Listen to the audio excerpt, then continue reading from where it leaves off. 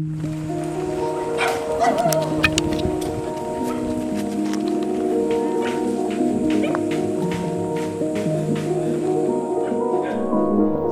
Tugas Nemangkawi dan Polres Yahukimo menangkap seorang anggota KKB bernama Yentinus Kogoya di wilayah pemukiman Jalur 3, Distrik DKI, Yahukimo, Papua, Selasa 2 November.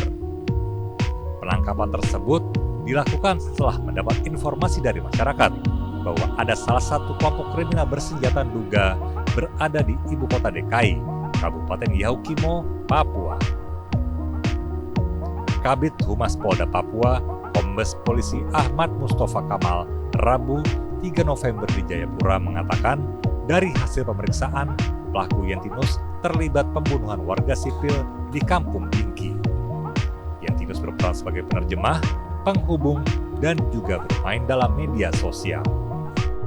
Yang bersangkutan saat ini masih dilakukan pemeriksaan secara intensif oleh penyidik Polres Yahukimo. Kemudian beberapa barang bukti yang mereka bawa, termasuk ada 5 KTP indikat, ya, kemudian 1 SIM card, kemudian ada 2 butir terhadap warga masyarakat yang ada di Kampung Tinggi yang mengakibatkan 4 korban, 3 diantaranya meninggal dunia.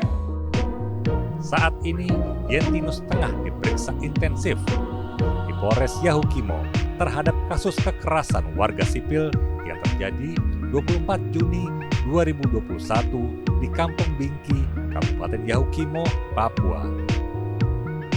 Pasca penangkapan tersebut, situasi Kamtibmas di wilayah Yahukimo aman dan kondusif. Aktivitas masyarakat berjalan seperti biasa. Aparat gabungan TNI Polri tengah berupaya melakukan pengejaran terhadap kelompok kriminal bersenjata pimpinan Tendius Wijangge. Dari Jayapura, Papua, Laksa Mahendra, Kantor Berita Antara mewartakan.